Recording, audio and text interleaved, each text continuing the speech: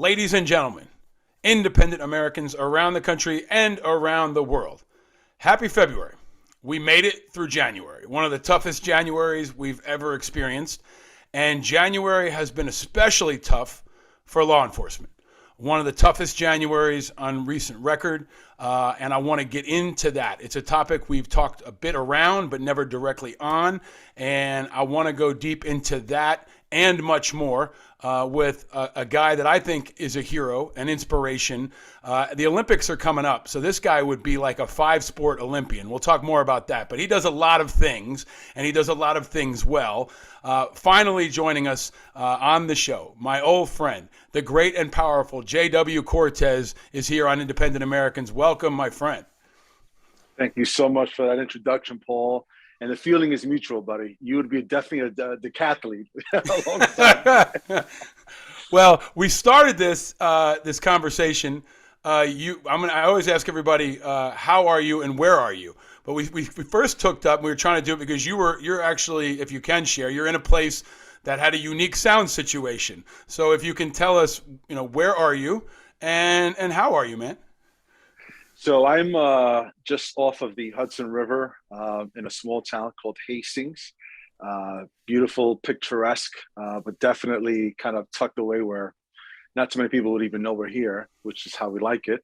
How am I? I'm good. I'm good considering overall the climate of the world and all the things that are going on still within the pandemic and just all the craziness of the world. I would say that I'm faring pretty well. And most importantly is that I'm healthy. So I'm pretty good. You look healthy, man. I see you working out. You put on like 25 pounds, and maybe we'll get into that a little bit, right? I got to take a page from you because you keep getting more fit the older you get, and we're not young guys anymore. But we met. I was trying to think about when we met. Before we get to that, you were to give people you were in a soundproof like shooting area. You're at a training center, right? And you're a trainings instructor. I want to talk about that and your experience as a firearms instructor, your experience, working as a police officer, working in law enforcement, also as an advocate, as a Marine, a lot of that. But I was trying to think of when we first met. And I don't know when it was because I feel like we've always been around each other for going on like 20 years. You sang the national anthem a couple times at the IAVA events. We've been at so many things together, and I'm always inspired by you. So that's one reason. But do you remember where we first met, man? Because I can't.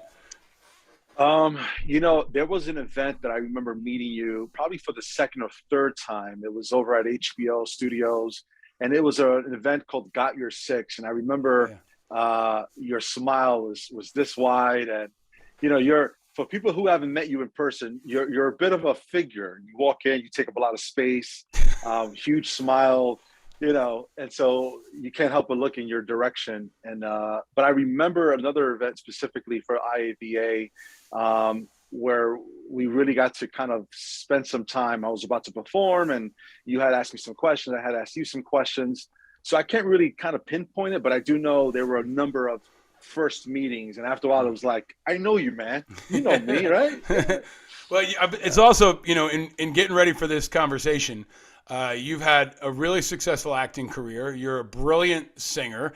You're running a nonprofit foundation. You're on media. But I was also looking through all the things you've done. I mean, you've been on Gotham, but you were also in like The Last Airbender, right? Like you've been in some really cool stuff, man. You have this kind of Forrest Gump life. So maybe as a starting point, for folks that maybe don't know your career, JW, how'd you go from, growing up in the city, right, to becoming a Marine to now, being in The Last Airbender in Gotham and on Fox News and everywhere else? How did that happen? By the grace of God, I grew up on a block that the NYPD had nicknamed. This is in Sunset Park, Brooklyn.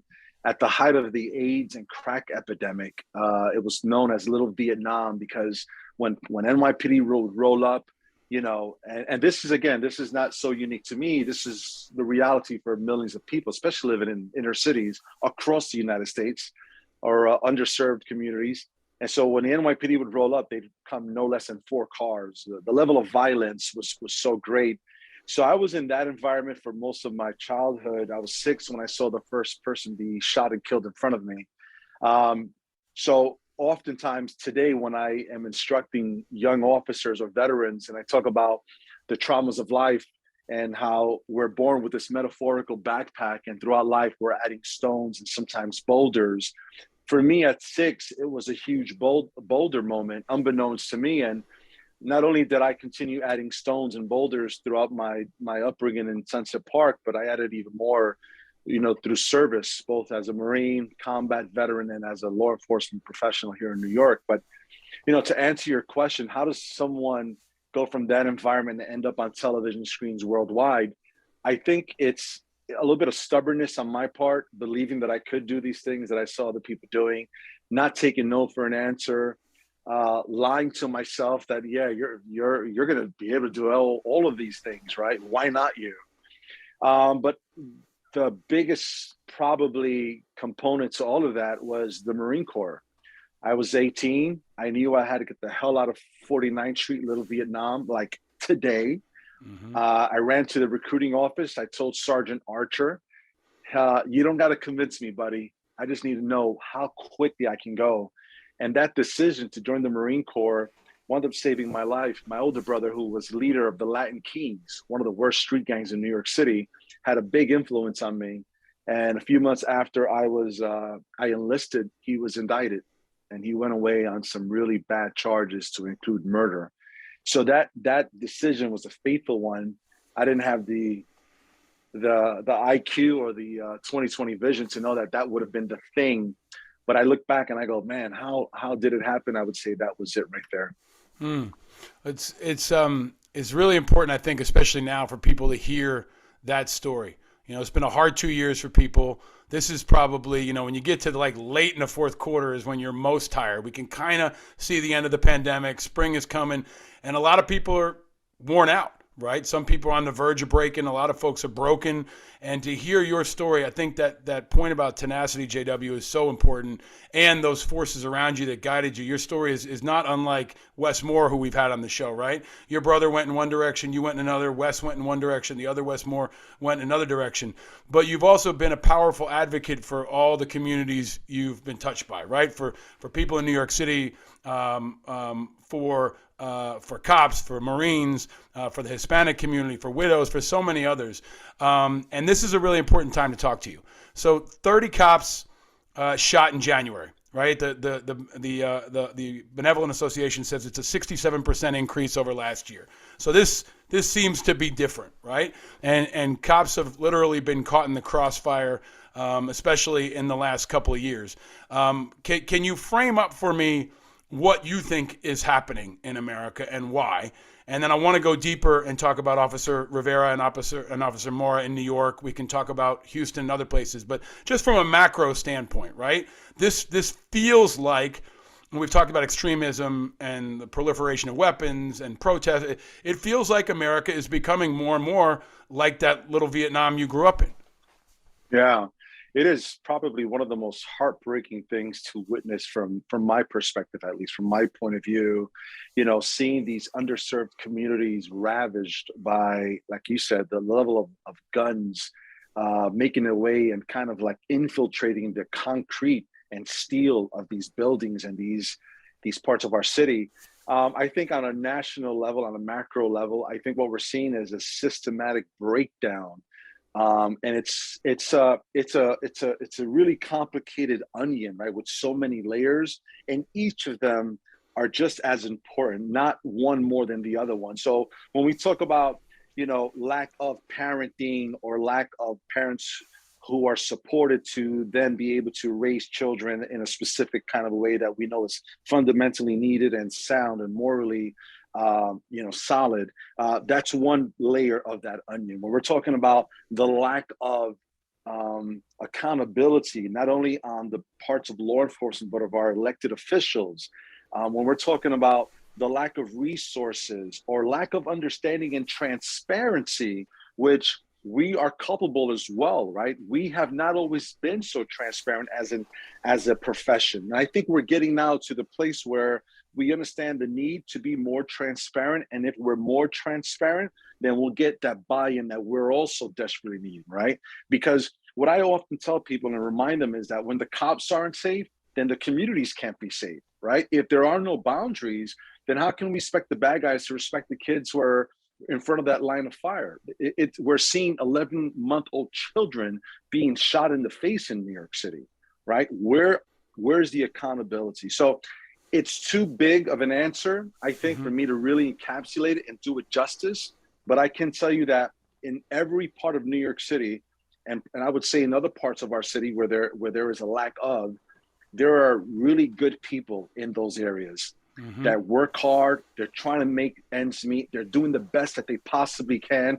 And they don't see police as the problem. They see it as part of the solution, right? But they're being drowned out, right? They're being drowned out. So we have to do a better job, and we're doing a better job, but we're not there yet. So I don't know if that really answers the totality of your question, but I think it's probably on the foremost part of my mind right now, the need for even more transparency and accountability. I think that's really important, man. And I think, parallel with that is leadership, right? I mean, we're at a time where many in America don't trust institutions, right? They don't trust Congress. They don't trust cops. They don't trust big business. They don't trust the military like they used to, right? And I think those erosions, and sometimes they don't deserve trust, right? So that divide, compounded by this us versus them mentality, is why I think one of the reasons why I think this is maybe one of the most important independent Americans issues, right? Like, we talk a lot about the partisan divide. We talk about bringing people together on this show. We talk about the rise of the independents. And I feel like this is where we really need bridge builders, right? We need people like you and people like me. Like, I've been in handcuffs and I've been an MP, right? I've been a military police soldier. So I've been on both sides. You've been on both sides. We need people who can understand those sides and then forge ahead with some leadership, right? And I want to ask you this. I mean, I again, prepping for this interview, 30 cops shot, 2 killed yesterday. We're recording this on Wednesday at Bridgewater College in Virginia, right? So it's not just urban inner cities, right? 4 in Houston, 3 in Wisconsin, 3 in Georgia. Cops were shot in Nevada, Alabama, Tennessee, Kentucky, Oklahoma, California, Illinois, North Carolina, New Mexico, Montana, Washington. That's all just in 1 month, right? So it's not just inner cities. It seems to be kind of like any other kind of combat. It's in the cities and it's in the country. But can you break down what happened in New York? It got a lot of headlines. We saw a huge response from the police force around the country, thousands of cops outside St. Patrick's Cathedral in a way I've never seen before, and I've seen a lot of the funerals and protests. 2 young cops, Jason Rivera and Wilbert Mora, 22 years old, I think, rookie cops, killed, assassinated. Can you talk about what maybe people don't know that you know from your insight, from your connection to the community? We've seen the headlines, but what do you think is most important for people to know from your perspective about that incident? So the incident itself is something that, we know to be one of the 2 most dangerous jobs, calls that we go on. Jobs is what we call it. And one of those is motor vehicle stops, and the other one is answering domestic violence calls. So here they are. Jason Rivera, 22 years old. He's somewhat of a rookie still, new on the department, but also a newlywed, 3 months, into his new marriage to his high school sweetheart, right? And Wilbert Mora, a gentle giant, about 6'2", 6'3" in size, had a few more years on the job, about 27 years old. And so there they are. They're responding to a call for help. Did they know what this person who called for help looked like or anything about the person other than here's a human being calling 911 for some assistance? That's what they knew. So they responded, and what they were met with was a hasty ambush, right? You're a military guy like me, so the perpetrator basically set up a hasty ambush, and these young cops had no recourse, absolutely none. They were caught in a long hallway, an extended fatal funnel, if you would, where this individual came out with a drum attached to a Glock 45 and had about 50 or so rounds ready to go. And so he shot first Officer Rivera. Again, he had no recourse to that. And then, of course, Mora, he took the subsequent rounds. They both went down. And we know this is how it happened because there was body camera footage to capture it all. And then, of course, the third officer, again, new on the job, just a few months, if that, he tactically retreated to another room. And when the perpetrator thought that the coast was clear, he attempted to evade. And that's when this officer shot him and neutralize the threat. He saved lives that day.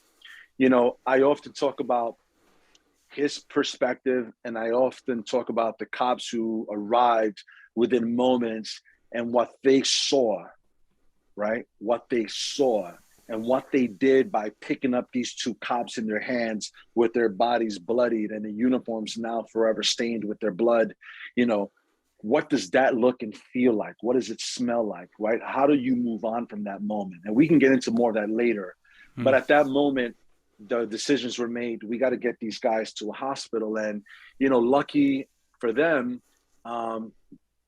they thought, you know, Harlem Hospital was only about half a block away. And so they didn't even wait for EMS to roll up with the ambulances. They ran over there with their bodies and did whatever they could to save them. But, you know, it was not obviously successful. And so, as you know, I'm the president of the Rafael Ramos Foundation. And for your listeners, Rafael Ramos and his partner, Wen Jianlu, on December 20th, 2014, were simply sitting in their car about to get off of work. They were having their lunch when they were ambushed. They were executed, right? There's no other word for that. They were executed, were assassinated. And so we learned some hard lessons. And so the NYPD's response was, we have to prevent this from happening again. So they bulletproofed every single car window in every single marked patrol car unit. So we're going to learn lessons as a result of Rivera and Mora's untimely deaths. I don't know what those lessons are. Perhaps we don't rush into certain domestic violence calls if we can. Maybe we pull people out of their apartments, right, away from those kitchens and those bedrooms. Because what did we find out after the fact? That the perpetrator had a AR-15 underneath his bed, waiting to use that as well. Yep. So I think there are going to be some hard-learned lessons here as a result of this tragic incident. So there's I'm glad you took us through the tactical part of it, right? Because I think that's often lost, because those of us who've had to kick in a door, who've had a weapon in our hands, know how complicated it can be. And domestics are the most complicated. I mean, I remember kicking in doors in Iraq, okay? And families are everywhere. People are screaming. You don't know who's behind things. You don't even know where walls are, right? We're trained. You do this for a living, training people on how to deal with those tactical situations. But the dynamism of it, how, you know, it's not like a movie where it's one shot. There are all these different angles, and it's like a fish tank, right? So I think picking that apart is very important. But there's also this other thing that I think we've got to pick apart, JW. For me, you know, for the last couple of years, the military and veterans have become a political chew toy, right? They've really been under fire, literally, and at home. And cops are in a similar situation. Cops feel under fire and are scared. Communities feel under fire and scared. And some politicians and some media are framing it up as a us versus them, right? And it often looks like, you know, a young black kid and a cop who looks like me, like a white guy with a beard and a bald head, right? But there's so many other elements of this and so many other shades of this. And I want to drill down on one point in particular.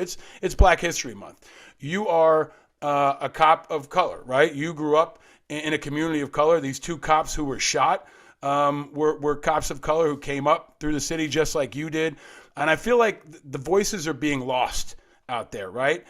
In part because it furthers some people's political agendas. So where is the middle ground? Like, we obviously need to improve tactics and training and discipline, and maybe we can go a little bit deeper on that. Getting guns out of the hands of criminals is really important. You know, educating everybody about these. But where do you see the middle ground from a leadership standpoint? If you were mayor tomorrow, where would you start making change? We need those outside of those specific areas you've mentioned, law enforcement, the elected officials, even the bad guys. If we were to kind of put them in their own silos, we need the people in the middle, right? The everyday New Yorkers, the everyday citizens, the people who are trying to do the right thing, who are afraid to let their kids play outside of their buildings or outside of their homes. We need those people to say enough is enough. They represent the masses. They are the masses. They're the ones with the most power, if we know that, right? We're seeing it right now in Canada, where people are coming together and saying, look, this is how we feel, whether you agree with it or not. They're coming together. So removing the politics or the agendas or whatever have you, when the masses come together and demand change, that's when things will change, I think, for us. But right now, if this person or this other, you know, mayor or this commissioner or this chief or whatever the case may be, if they're not attracting the masses to come together, then it's really it's like kind of like, hammer in some sand, right? You're not going to get very far. Yeah. So we need to incorporate more of that. And I think with this current administration here in New York City, with this Black mayor and this Black commissioner, I think more people are going to come together and say, okay, hold on, wait a minute. If they can come together, if they have the same common goals as we do, whether I agree to 100% or not, I think so long as we have skin in the game, then I think we can attract those people to come together. And I think that's what's been missing, Yeah, I really, I think, not to oversimplify it, but leadership can fuck up anything and leadership can solve anything. And we've been missing dynamic leadership on this in the same way I think we've been missing leadership on war. There haven't been many veterans in Congress, and we see what happens. 20 years of no oversight in Afghanistan and a litany of problems we've covered at length on this show. Teachers are similarly being ripped in half, right? And there aren't that many educators in the highest levels of government who've been teachers, who've been social workers in schools. And then when you get to cops, there aren't too many mayors who used to be cops. And Eric Adams is going to be an interesting case study because he ran as a Black man, tough on crime, and a former cop. Now, he's also a Democrat. So the question is, can that work where, the cops in many parts, a lot of First Amendment endorse Trump, right? The firefighters have endorsed Trump. And now you've got a Black mayor down in Baltimore. Let's talk about Wes Moore, right? Tucker Carlson's banging on Baltimore. Wes Moore grew up in the inner city. He was in the 82nd Airborne, and he could be governor. So I'm looking at these leaders who maybe can be a voice there, and you're one of them, man. So can you talk about what is it like being a cop that's not white right now? Can you break that? And I don't want to oversimplify it and ask you to be a spokesperson on behalf of everyone, but can you talk about those voices that I honestly feel are lost unless they're being propped up by one side or the other?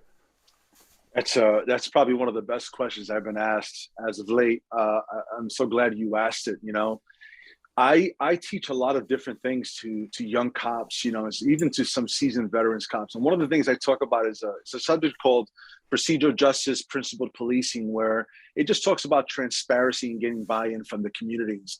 And one of the things that keeps coming up from my brothers and sisters who are cops of color is the inability to simply take off a uniform and become whatever they're trying to be, right?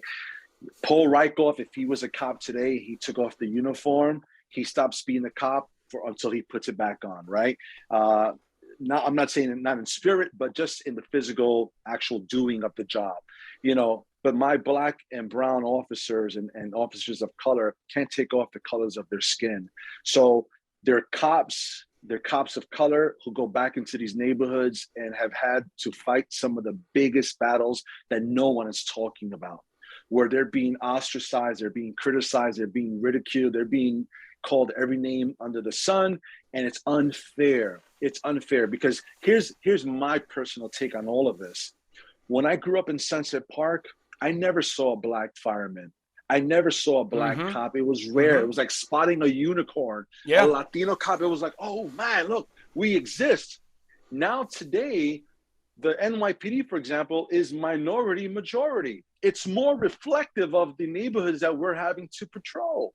That's a good thing. That's how it's always should have been. And yet, for some people, it still doesn't matter. And so you're caught in between these two worlds where you're like, wait a minute, there was a lack of representation, but now I'm here. And even though I'm here and I come from the same neighborhoods that we're in together, and I grew up here, and now I can be kind of an extension to that neighborhood and the people in here, it's still not enough for some people. So you're like, I'm damned if I do, and I'm damned if I don't. What's the answer? The answer is that we have to remove the uniform and go, time out. I'm a dad, I'm a mom, I'm a sister, I'm a brother. I bleed, I breathe, I die. I do all the things you do.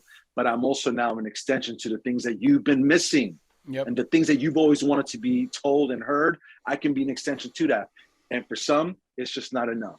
And it's very hard to get that across. I appreciate you breaking that apart because I think, there's this is a really precarious time. I mean, my father has been a volunteer firefighter for, 40 years. He called me yesterday and he said, hey, did you hear about the firefighter who got shot getting out of his truck?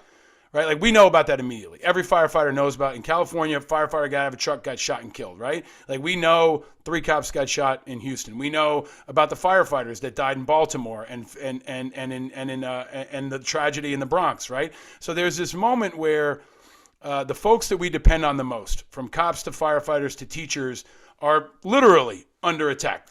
Teachers getting shot, right? But I think what we're missing is really understanding what their life is like, but also understanding the structure. I looked it up while we're talking here. Cops in New York City start at $42,000, right? That's shit, right? And in places like San Francisco, I think it's like 75, right? My cousin, who I love dearly, shout out to my cousin Deb, has been a Port Authority cop for, 30 years. Everybody knows Port Authority cops make like, 25% more than NYPD cops, right? Yes. And it's out of whack. But I feel like when we look at how they're paid, how their families are taken care of, what kind of life they can live, and then also training and education, right? If you only pay people $42,000, you're going to get a certain crop of recruits. We know that.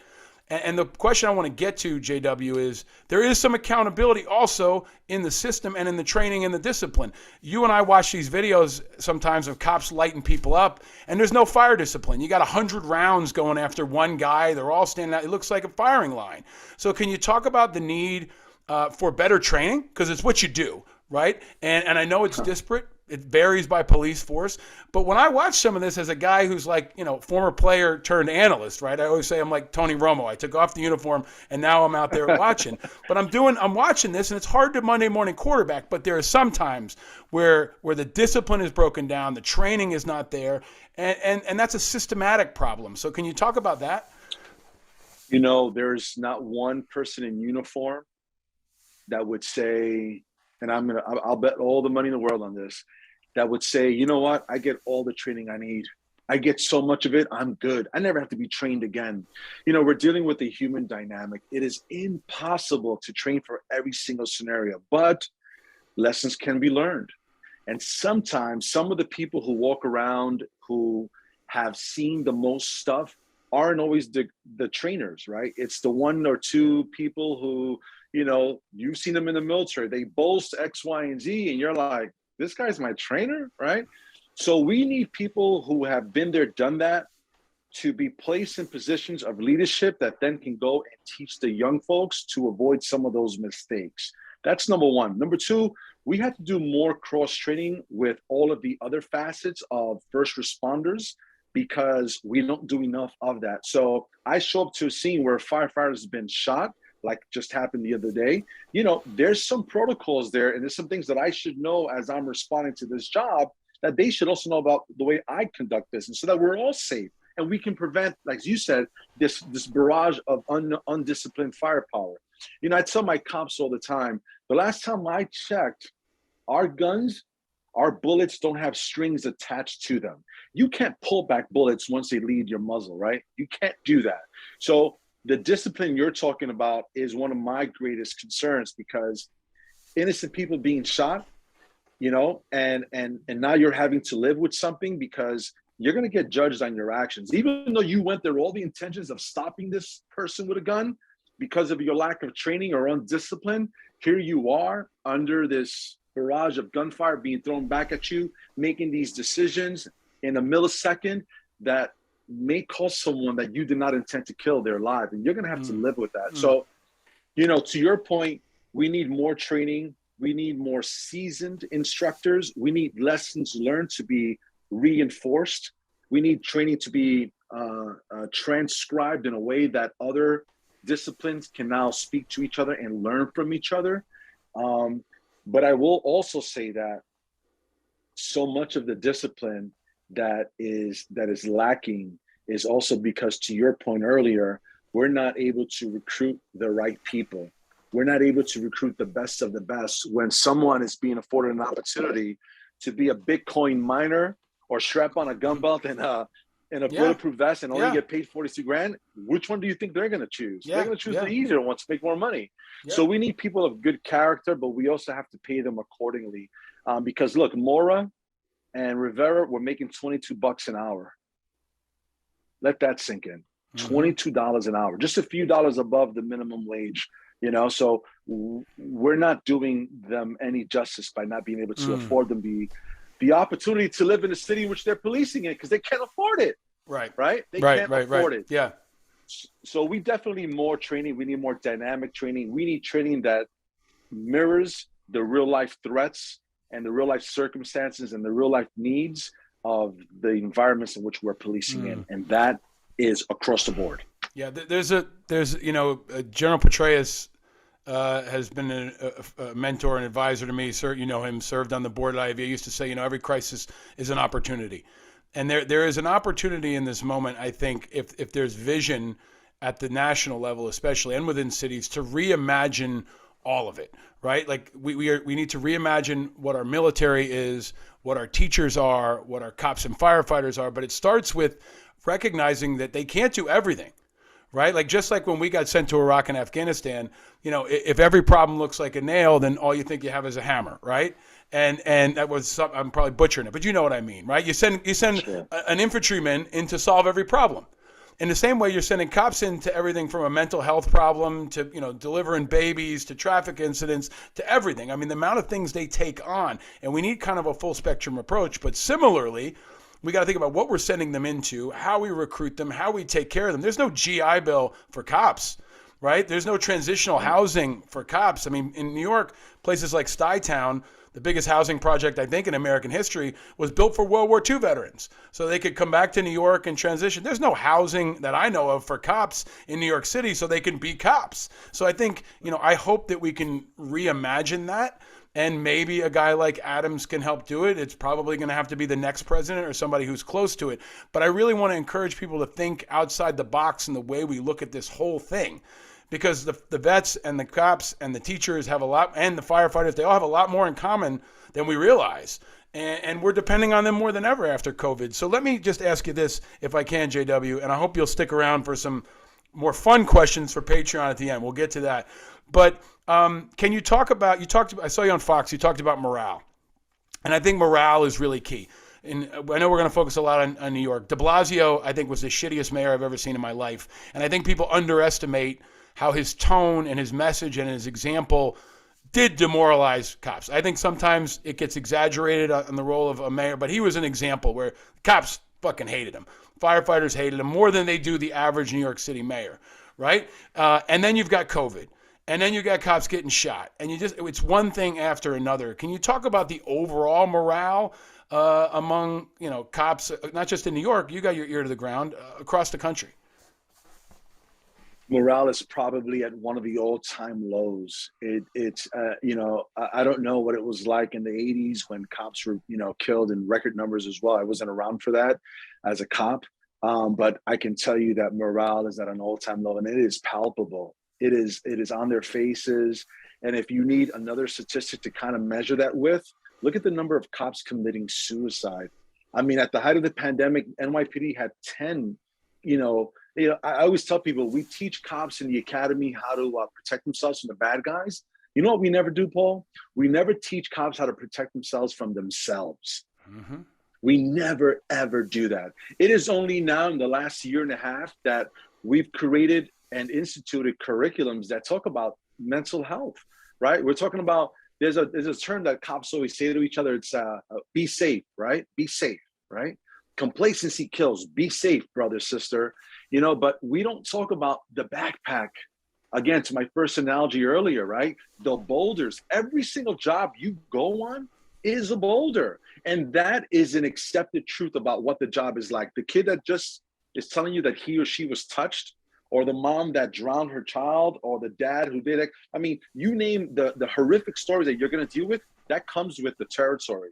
But what doesn't come with the territory is all the things you've already mentioned. The lack of support from the elected officials, the ostracizing, the demeaning, the lack of faith or trust, the second guessing. To a degree, it is expected and it's always been there. But I don't know if we've seen it so blatantly under de Blasio, for example, where you're like, I'm going to pay you $22 an hour, $42,000 a year, but you're going to go take bullets. And you know what, though? I still don't trust you, and I'm still not going to be appreciative through my actions about what it is that I'm asking you to do. And when Ramos and Lou were executed and those cops turned their backs, I'll be honest with you. You know, I recently read Commissioner Bill Bratton's book. His first chapter of The Profession, his new book, is all about Ramos and Lou. He was not happy at the cops turning their backs, but I will tell you that I was not shocked it happened. I was not shocked. Morale is so low. You're being constantly beaten up everywhere you turn. What else are you expected to do and feel? You know, so to answer your question, morale is at an all-time low, Paul. It is so bad. It is so bad. People are not wanting to go out there and risk life and limb as quickly as before, and that's a problem. That is a problem. You got guys second guessing themselves. Just last night, today is Wednesday. So last night, or actually early this morning at around 1 o'clock in the morning, a New York City cop off duty was shot. Two carjackers tried to carjack him as he was on his way to work, and they knocked on the door and then they shot him. They didn't know he was a cop. They thought he was just a regular person, and so they were willing to shoot an unarmed person until that person, after he was shot, presented his weapon and then attempted to stop that threat.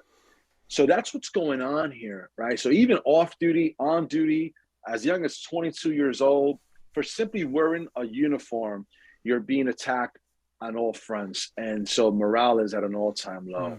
It's just terrible. I think it's really important for people to hear that, because so many of these communities become the other. Right? To many people, veterans in the military are the other. Cops and firefighters are the other. Black Lives Matter protesters are the other. Right? And we've got to try to find ways to bring it together. And I don't believe really in silver bullets or even silver linings right now, but there is, I think, some hope around the fact that there is a generation like you and me and others of combat veterans that are becoming teachers or becoming firefighters or becoming cops, and they've seen a lot of dynamic combat. They've seen incredibly complicated situations. They've had to pull their weapons more often than most any cop anywhere, and they know how to use their weapon last, right? I think I screwed it up earlier, but when the only solution you have is a hammer, everything looks like a nail, right? But I think vets offer the opportunity to at least be part of a corps that makes it more complicated and makes it more diverse, right? In a way that can be effective. So I look to that for hope. And let me ask you this, maybe to kind of bring it all back together, JW. You're a tough guy. You're a dad. You run a nonprofit. You give people hope. You're there with the foundation when other folks aren't. We say look for the helpers. You're one of those guys. What are some tips that you can share with people that help you get through hard times? Because you've been through some of the hardest shit anybody can go through. What works for you that might work for others? As cliche as it sounds, you know, oftentimes when I was battling those demons, right, those voices, you know, when you're trying to use the mind to cure the mind, it gets a little complicated. Okay. And so when I figured that out through the acceptance of therapy, and I also realized that, you know, that term, it's just in your head. No, it lives in your body. And so this chemical imbalance that sometimes we refer to as a disease or an illness, and that we're so quick to go, oh, absolutely, cancer? Yeah, that's an imbalance. Things are being attacked. I get that. Well, the same chemical imbalance that happens through mental illness is real, and it's not just in your head. So understanding the science helped me. Understanding that I wasn't alone helped me. That backpack analogy, when I heard it the first time, my mind was blown. I'm like, my God, my backpack is like a duffel bag, right? It's it's super heavy and it's super packed, and it's okay. Like, I know it's there. I can acknowledge it. It's almost like having a book of all these things that we've seen in Paul. It's on a bookshelf. I see it on my bookshelf. I know it's there. I can read it from time to time. Doesn't mean that's the only book I want to read. Absolutely not. So I think understanding the chemical imbalance, you know, look, exercise. I've never felt bad after a workout. I've never felt bad after listening to some of my most favorite speakers, Paul Rykoff, David Goggins. You know, I've never felt bad after that. And I've almost always have looked to listen to the people that I felt spoke my language. And sometimes it was the furthest thing from me. Sometimes they weren't the combat veterans or the super fitness person or that law enforcement professional. Sometimes it was people like my older brother who at one point was committing some of the worst atrocities and worst crimes, right, in the streets of New York City, but is now one of the most compassionate, most giving human beings, who has really reformed his life in a way where you're like, okay, you have to account for what you did, but the fact that you're so loving now and so quick to give your shirt off your back, I'm gonna listen to this guy, right? Like, I'm gonna spend some time listening, because there's got to be something to be said about that. So I don't know if that really answers it in a quick, clean kind of way, but yeah, man. It really does. I think, you've been powerful in your example, and also powerful in your candor and your vulnerability. And, nothing has helped me more through the pandemic than therapy. I'm on the phone with my therapist once a week, every week. I try not to miss it. It's not there's no magic bullet, but things like that, walking, music, fresh air, friends, mentors, especially who've been through shit, talking to them, right? Those are the things that have helped me. And also, seeing folks like you out there getting after it. Next time we're going to have to go deeper into all of your acting exploits and all the great work you're doing out there. Maybe, you can sing or something, because your voice is incredible. What did Rolling Stone say? You were like no, hold on. What did they say? You're like a combination of John Legend and something. It was amazing. Yeah, and I think maybe a guy named Marvin Gaye. I don't know. Like, crazy. Yeah. They said, dude, yeah. No, I'm not anybody on the podcast who they say is a cross between John Legend and Marvin Gaye. I mean, so that's interesting. You mentioned that. So real quick, a quick condensed version of that. I showed up because they were looking for backup singers for this benefit called Stand Up for Heroes in Madison Square Garden. Which was started by our friend, the ABC reporter who was blown up in Iraq. Anyway, so I showed up to try out as a backup singer, and I get the backup singer part, right? They're like, hey, you're gonna have to rehearse. I show up first day, and so this guy walks through the door, who I guess is the leader of this whole thing, this whole gig, and I'm thinking that looks a lot like the dude from Pink Floyd, but that can't be what this is. Long story short, Roger Waters was the leader of that whole thing. We've become friends. I'm a kid from Brooklyn who is now friends with Roger Waters and Pink Floyd, and it's all through the music. And I performed that day, and I've never been more scared, including my time overseas, than that day. My knees were literally going like this, and that's a true story. So. I remember it. You crushed it. It was the same time Roger Waters performed at the IAVA benefit, and I think you might have performed earlier at that same benefit. So it was cool to see that mashup happen. But it's another chapter in your amazing life story. And I encourage everybody to follow you, watch everything you do, listen to anything you sing, and of course support the Detective Ramos Foundation. My friend JW, you're a true helper, man. You're a great example for so many people out there, and the best of what this country is all about. So I appreciate all your leadership, my friend. Thank you for joining me and for all you do. I'm going to ask you to stick around for our Patreon members, but until then, stay vigilant, my friend. Always. Thank you, Paul.